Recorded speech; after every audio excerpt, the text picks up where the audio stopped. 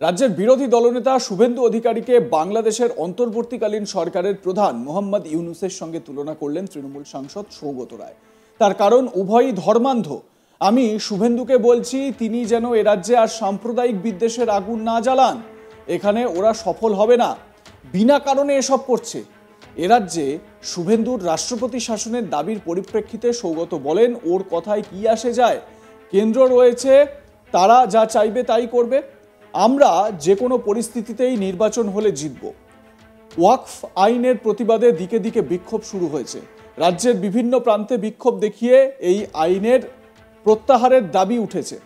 কলকাতায় যেমন এই আইনের প্রতিবাদে বিশাল মিছিল ও সমাবেশ হয়, ঠিক সেই মতোই মুর্শিদাবাদ এবং বিভিন্ন জায়গায় এই আইনের প্রতিবাদে বিক্ষোভ চলছে। জঙ্গিপুরেও এই আইনকে কেন্দ্র করে উত্তপ্ত হয়ে ওঠে পরিস্থিতি। এর প্রতিবাদে দিকে দিকে প্রশাসনও কড়া হাতে পরিস্থিতি মোকাবিলা করার চেষ্টা করছে, যাতে নতুন করে সাধারণ মানুষের অসুবিধা না হয় তার জন্য পুলিশ শক্ত হাতে গোটা পরিস্থিতি মোকাবিলা করছে।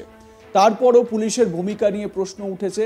এই নিয়ে তৃণমূল সাংসদ সৌগত রায়কে প্রশ্ন করা হলে তিনি বলেন, পুলিশ যতটা পেরেছে করেছে, হয়তো হঠাৎ করে ঘটেছে বলে অপ্রস্তুত ছিল, কিন্তু এখন পরিস্থিতি নিয়ন্ত্রণে আছে। মানুষ ওয়াকফ নিয়ে নতুন আইনের বিরুদ্ধে ফুঁসছিল, সেটা প্রকাশ পেয়ে গেছে। এটা খুবই দুর্ভাগ্যজনক। আমরা চাই সকলে মিলে শান্তি রক্ষা করুক। তৃণমূল সাংসদ সৌগত রায় কি বলেছেন শোনাবো তার বক্তব্য। না, গণতান্ত্রিক দেশ, যে কারোর যে দাবি আছে সুপ্রিম কোর্টের কাছে পেশ করতে পারে। চাকরিহারারা সুপ্রিম কোর্টে আবার আবেদন করছেন, আমরাও সেই আবেদনকে সমর্থন জানাই। মুখ্যমন্ত্রী বলেছেন কিছুদিনের মধ্যেই রাজ্য সরকারের পক্ষ থেকে আবেদন করা হবে। শিক্ষামন্ত্রীও বলেছেন, স্কুল সার্ভিস কমিশন এরা আবেদন করবে। আমরা সবাই আশা করব আবেদনে ভালো ফল বেরিয়ে আসবে। ভালো যন্ত্র মন্ত্রে যদি আপনি যান, দেখবেন প্রতিদিন 20-30টা আলাদা সংগঠন বিক্ষোভ দেখা, সে তো সবারই অধিকার।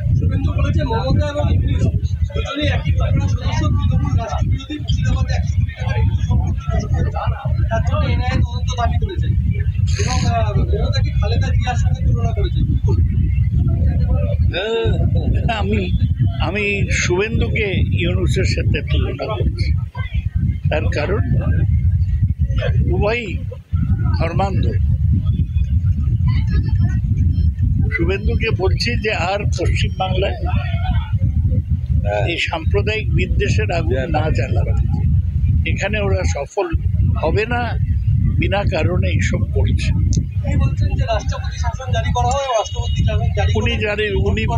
উনি বললে কি আসে, কেন্দ্র যারা রয়েছে তারা যা চাইবে করবে। আমরা যে কোনো পরিস্থিতিতে নির্বাচন হলেই জিতব, কিন্তু এত বলার কি আছে। কাল বাঙালির হাল খাতা, এবার আমি বাংলার হাল ফেরানোর কথা করবো বলেছেন।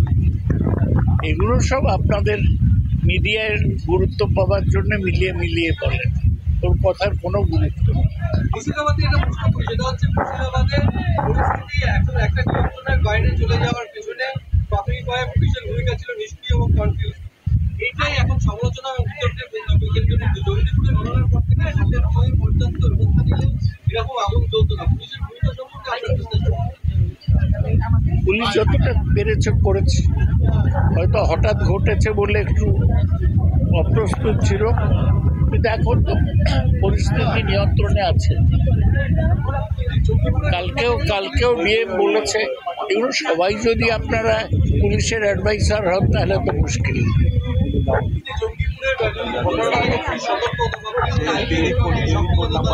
কি করে বুঝবে যে মানুষের ইমোশনাল রেসপন্সের?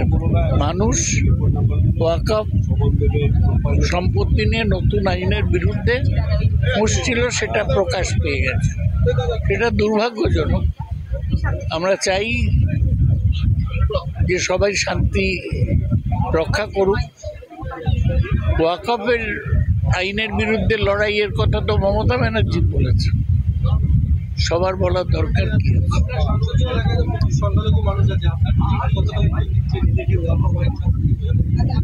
সরকারও তো তাদের পাশে আছে। এই দিনে কোনো আপনারা তো দেখলেন এতক্ষণ কোথায় আছে, সংখ্যালঘু এলাকায় আছে, মানুষের সাথে আছে। এখানে লোকরা উত্তেজিত নয়, অন্তত ওয়াকফ আইন পরিবর্তনের বিরুদ্ধে ভাঙচুর করবে না, এটুকুই বলতে পারি। চৈত্র সংক্রান্তির দিন উত্তর চব্বিশ পরগনা জেলা ক্রীড়া সংস্থার পক্ষ থেকে ক্রিকেট টুর্নামেন্টের ফাইনাল ম্যাচ অনুষ্ঠিত হয়। এই ফাইনাল ম্যাচ অনুষ্ঠিত হয় আগরপাড়া বিবেকানন্দ সেবা সমিতির মাঠে। টুর্নামেন্টের ফাইনালে খেলে দুটি দল খড়দার রহরা সংঘ এবং সুকচর ইউএফসি দুটি দল খেলে। সুকচর ইউএফসি টসে জিতে ব্যাটিংয়ে যায়। এই টুর্নামেন্টে ফাইনালে খেলোয়াড়দের উৎসাহিত করতে যেমন ভারতীয় ক্রিকেট দলের প্রাক্তন অধিনায়ক সৌরভ গাঙ্গুলি উপস্থিত ছিলেন, তেমনই ছিলেন রাজনীতিবিদরাও। সৌগত রায়ের পাশেই দেখা যায় মদন মিত্রকে, মদন মিত্রও ছিলেন সেখানে উপস্থিত।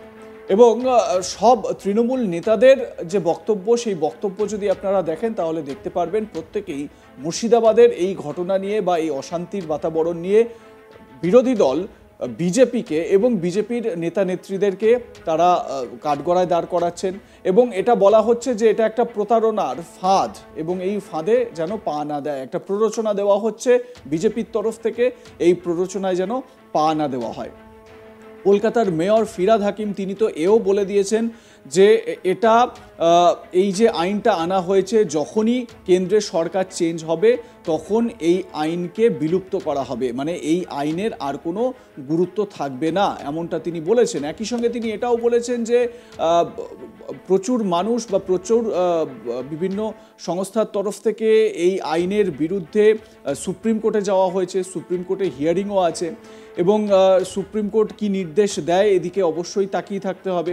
একই সঙ্গে তিনি বলছেন যে এটা তো আমাদের রাজ্যে আমাদের সরকার করেনি, বিভিন্ন তৃণমূলের নেতারা তারা কিন্তু এই একই কথাই বলছেন, এই আইনটা করেছে কেন্দ্রীয় সরকার, তাহলে কেন রাজ্যে এই ধরনের অশান্তির বাতাবরণ বা রাজ্যে এই ধরনের পরিস্থিতি, যেটা খুব গুরুত্বপূর্ণ একটা প্রশ্ন।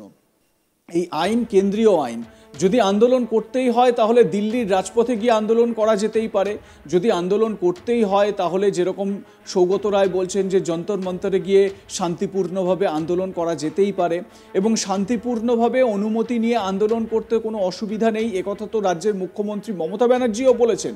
তারপরেও কেন এই হিংসা?